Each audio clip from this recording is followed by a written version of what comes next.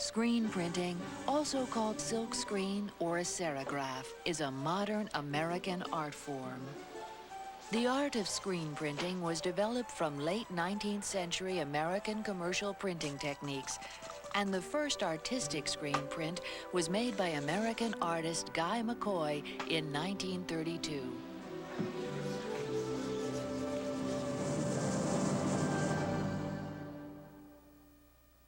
I'd like to show you how a screen print actually works, or the screening process.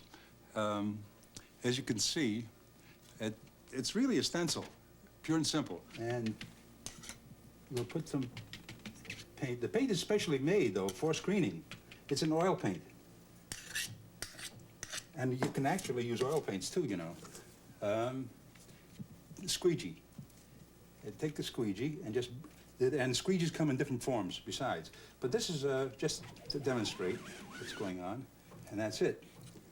To actually put that stencil down on a material so that you don't have to change it so many times, that actually makes it very sturdy, is an American and very commercial thing. It was used for labels. They say for orange crates out in California. You can see that Elizabeth Olds in 1940 was trying very much to make a kind of painting or a gouache composition, not particularly adept at using the silk screen as a printerly medium, and only where you see the blue chairs and maybe some of these stronger areas of the brown, do you get the idea that it wasn't put down by hand, that it actually goes through a stencil. This is a print by Robert Gwathmey.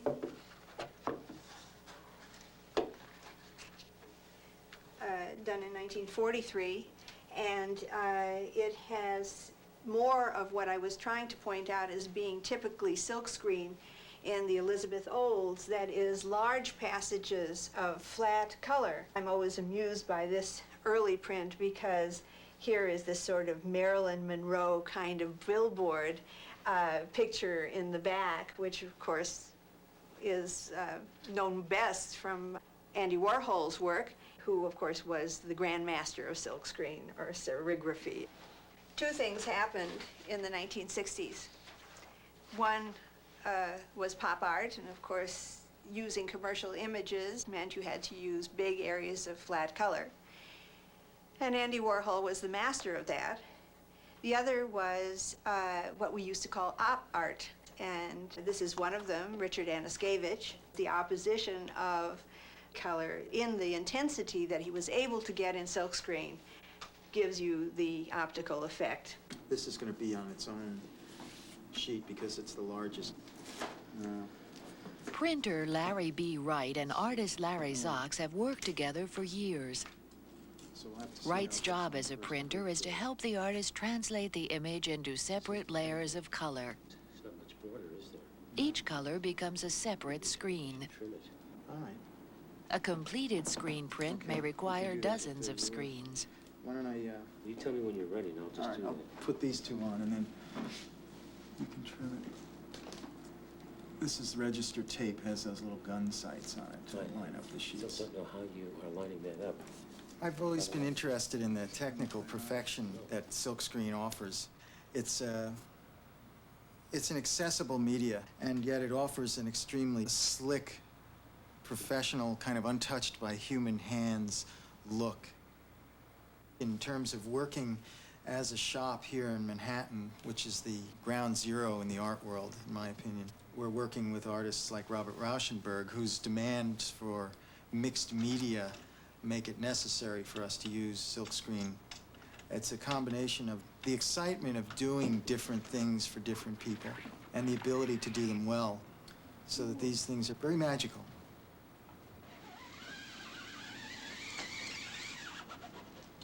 As screen printing developed, new methods for transferring the image onto the screen evolved.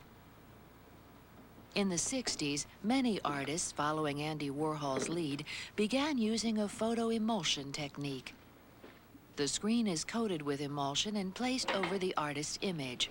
Then, like a photograph, it is exposed to light. Good. The unexposed emulsion is then washed out of the screen, leaving the image imprinted on the screen. Warhol often repeated a single photographic image, changing colors dramatically with each print. The full series of Warhol's flowers is hung as the artist intended, in the home of print collectors Dave and Reba Williams. These are flowers that we bought out of the Warhol estate. I went through all of those incredible numbers of cabinets of things at Sotheby's, looking for something with a flower image, because unlike most of his prints, we don't know where those came from. Dave and I first became interested in screen prints because it was a uniquely American art form. From my own point of view, it was a little bit like a treasure hunt. It was a great triumph to find a specific print that we were looking for. Screen prints from the Williams American Print Collection were exhibited at the National Academy of Design in New York, the first exhibition of screen prints in 20 years. We invited to the opening as many artists as we could, and about a half a dozen came. Most of them were rather old. One person came with his nurse and was passing out information about himself in the 1930s. It gave the artists a great lift to see their work that had really been forgotten, exhibited in a museum in New York, accompanied by a distinguished catalog, with the exhibition going on tour for 2 years. I've been involved in many different discoveries of artists whose work was quite prominent in the 1930s, whose work is not seen at all now. One of them is an artist named Hugo Gellert, who is represented in the Williams screen print collection. And I have one here that I can show you. This is a silkscreen print that was made in 1943. I think it's really an interesting print because it's very modernist for its time, and it's done using photography techniques. And I think it reminds me quite a bit of later pop art prints, some of Andy Warhol's things. Through my research, I ended up meeting lots of these artists and decided that I would open a gallery in New York. Artists such as Harry Gottlieb and Harry Schulberg, Harry Sternberg, lots of Harrys in the silkscreen printmaking medium. Dorey Marder, Fritz Eichenberg, Will Barnett, many of the best-known artists from that time. When we started to make prints, we thought we were going to sell them to the public. Well, the public didn't buy them. They bought them. They didn't know enough. They didn't, because it was a new medium. That could be. They didn't know enough. They thought these were reproductions, and they regarded them as reproductions. So of the 3,000 photographs that I made, probably most of them are in the junk heap. I say that junk heap because frames deteriorate, and you don't replace reproductions usually. That's why I don't have any photographs left of any consequence, because you used them as currency. You gave them away as gifts and all sorts of things. So of 3,000 photographs, I have probably 20 left, not anymore, because they were gone. I didn't regard them as being worth anything in terms of money. It's true, I have them in about, I would say, 25 museums, but that didn't move me very much at the time. It's only today that I feel a little proud that I have them in these museums. About 1934, I got onto the May LaGuardia's post-it project. Nobody thought that screening would be good for fine art. Of course, I knew just the reverse. I thought it was great. Nobody else knows about this except me. And Decoration on Pier, there's a print that I did to demonstrate a lot of offhand techniques to other artists on the project and so forth and so on. So I started pushing it through a committee, actually a lobbying committee, that was trying to get art in the subways and the parks. In other words, to make the WPA count, at least in the culture of the city. The Federal Art Project is a practical relief project. The WPA artist in almost every state and county of this community is rendering his own impression of things.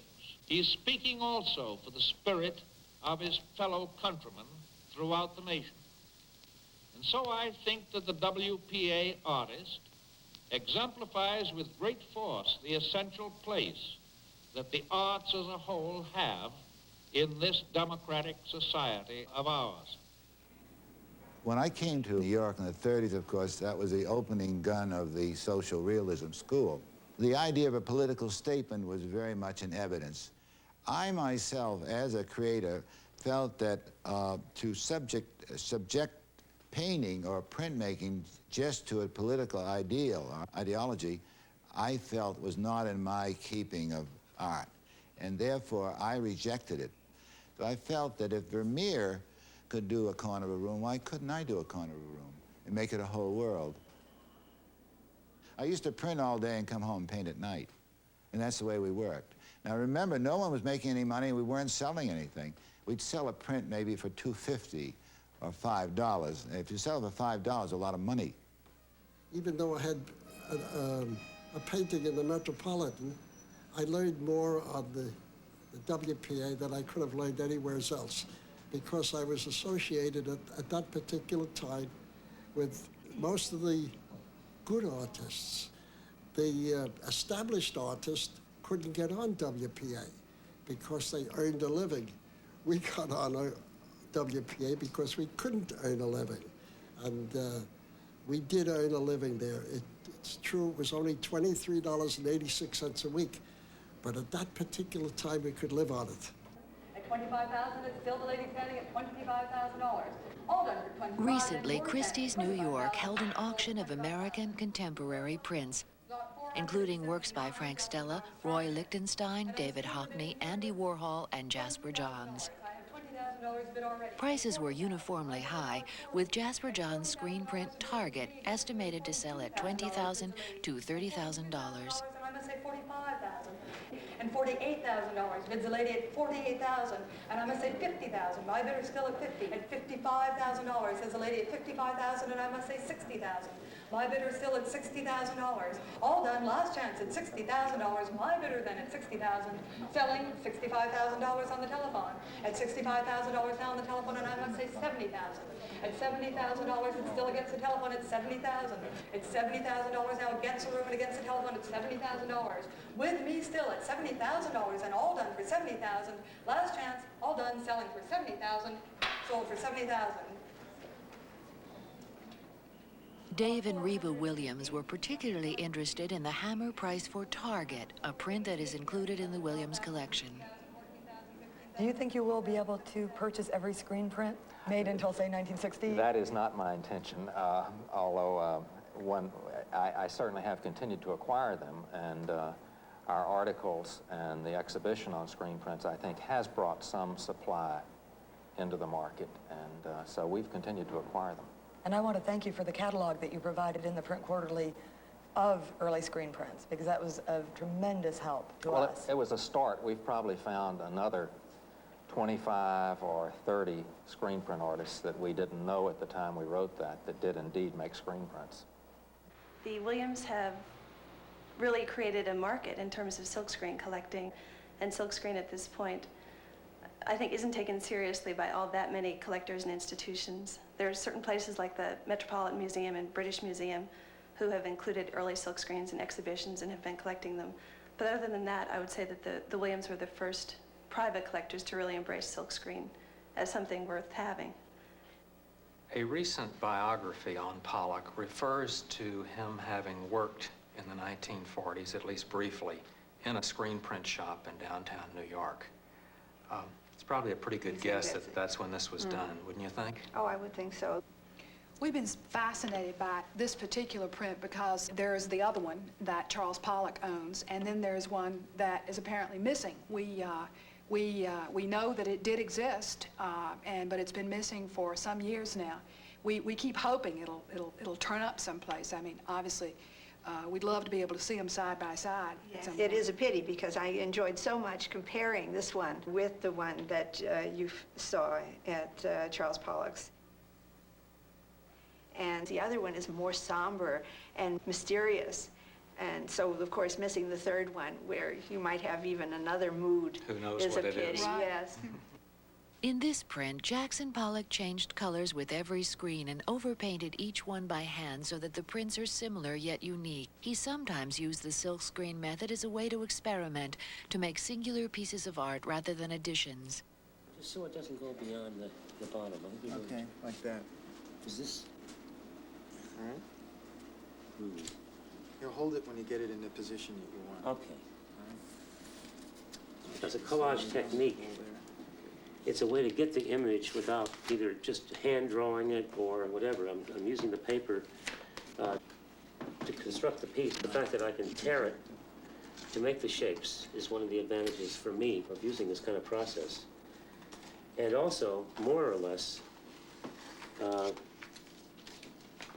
just laying this on here, I can see more or less what the piece is really going to be like.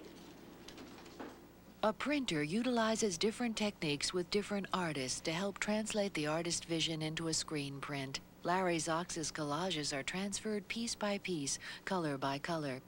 The build-up of layers of color is called trapping. Colors change slightly, and the surface and texture of the image varies. The screen printing process always contains a certain element of surprise. Ordinarily, where I have a large piece of color like this, it would be printed first. And then these pieces that you see on the outside here would be trapping into the edges, but this is going to sit on top of it. I think it's going to have a different look. We haven't done it quite this way before. Well, I guess we'll just find out once we have the first proof. Warhol worked exclusively in silkscreen. He did silkscreen for his paintings, he did silkscreen for all his works on paper, which came, of course, out of his background as a commercial artist. What he did besides his own art was to introduce other people to silkscreen as well. It was the kind of thing that you could do in your studio, after all. You didn't have to go to a printer. And Warhol did entertain one day Robert Rauschenberg, who thereafter started silkscreening on his paintings. And though he didn't make too many silkscreen prints, he did use that in addition to lithography on some of his prints early on in the 60s. How did the Warhols do? The Warhols did just as well as we expected them to do, and that follows the prices that have been paid for the paintings and the drawings as well as for the prints. So they stayed up on this new high plateau? Exactly. We've seen the new Warhol prices. I think the $3,000, $4,000 being paid for Mick Jagger's and for Mao's have been consistent now for 2 years. So we can't even consider them new prices. And our estimates, to a certain extent, do reflect this change in the market. There's a tremendous market during the 70s and 80s, early 80s, in which people were buying prints. There was a new class of people who had money, they'd gone to college, they were educated, and they loved to buy a print because it's still the cheapest form of receiving a work of art. They couldn't afford the paintings. And I, being a social animal, loved the idea of a lot of people having my prints. The Williams Private Print Collection is on view at Alliance Capital Management, one of the world's largest investment management firms. When I was offered the opportunity to become chairman of Alliance Capital, I was certainly intrigued by the job opportunity. But the real decisive event was coming to the office and seeing the vast blank walls at Alliance Capital and thinking, wow, what an opportunity to expand the collection and hang the collection. We hope that those qualities of the collection are also qualities of the company. Hello, Mary. How are you? Good, how are you? Nice to see you. You too. Really appreciate your coming over today. Oh, it's my pleasure. Why don't you come on over here? What have you got exciting to show me? Well, it's always hard to find something you don't have already. Oh, come but on now. That's true. We've got 4 or 5 things here. Good, good. Okay. This is a still life by Harry Schulberg. Most of it I find through research. I do quite a bit of research just at the New York Public Library, going through phone books, finding an artist in a museum collection whose work I like quite a bit, and then digging through old voter registration and writing to different town halls, tracking people down over years. I'd seen Schulberg cityscapes, but I'm not very familiar with his flower images. The most recent stash of prints that I was able to come across came through an artist who won them in a poker game. use the buildup of ink in the vase. Yes, the background is good too. I like these jagged greens coming down here. The serograph is a creative business. I've made mistakes with my serographs, particularly the one that's in the National Gallery. You make a mistake and you correct it with maybe 2 or 3 printings.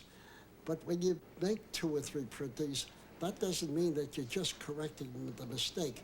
You're using the color at that particular time on other parts of the serograph so that it isn't just waste. It's the creative process. When you paint an oil or an acrylic, you're continually making mistakes. You're trying to find the ultimate painting, which you do find eventually when the painting is finished. Technically, it's very hard because there is, it's washing the screen, it's cleaning the everything, you know, and it's difficult. It's a very difficult medium, and not everybody can take the, you know, the smell of the medium. What is it about silkscreen perhaps is different than the other graphic mediums? The thing that impressed me a lot about silkscreen was the fact that you could get a direct color in the simplest way, and it lended itself to spacious color relationships because of the stencil idea. But the line is the first thing that I use when I begin a screen. In other words, before this became a color thing, this was just lines to indicate my shapes. So when I do a print, I try to maintain the quality of the paper speaking to us. And I try to make the paper into a form so that it isn't just white, but it is a shape, a structure. That way, it is a print. It's not a painting. And this is a very essential difference, so that when I do these prints, I'm always thinking of how the paper feels in relationship to the print idea.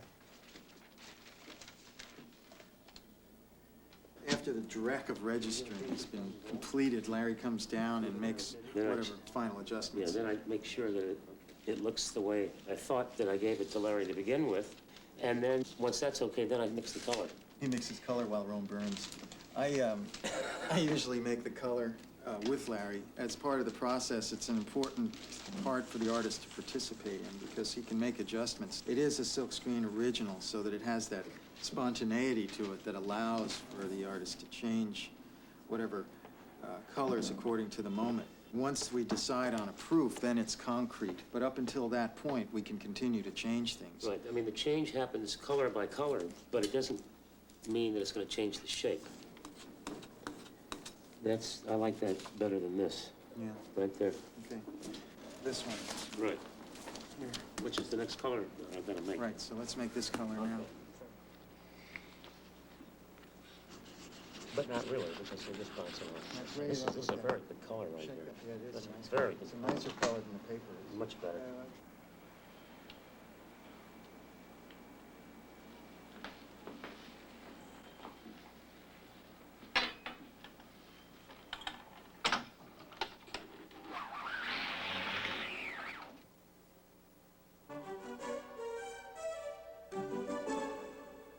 I object to the word difficult. It's a difficult medium. It's a very, that's why all the artists give out, you know, the serographs to factories, you know, and they do it for them. We have done these serographs ourselves, and that's why I say it is hard. It's a very hard medium. It really is. And we both printed, you know, and I helped him, he helped me, and so forth and so on. And from the 70s on, I always had a printer working with me. And they became sort of like part of my own life, you know. They knew exactly what I wanted. I'm never really interested in so much in the process, whether it's silkscreen or lithograph or whatever it might be. I'm interested in what the results can be. Sort of how we get there is another matter. My point of view was always that the artist should change gears as little as possible between his major work and his prints. It was that kind of understanding that we've had between each other that has allowed us to try all different kinds of things just to get to a point, that particular medium. We did things here that ordinarily would not be done with silkscreen.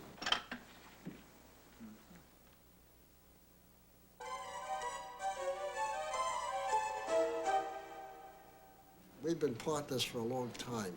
We've worked together for a long time. I use the word antique, but Dory objects very much, which is all right. But all through the years, we've helped each other in serigraphy. She's helped me more than the pictures show. Good quality.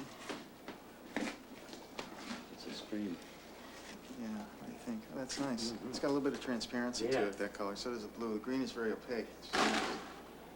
Yeah. Well, I like to look the way that bounces off of that. Shall we run the rest? Sure. Okay, close 2 racks.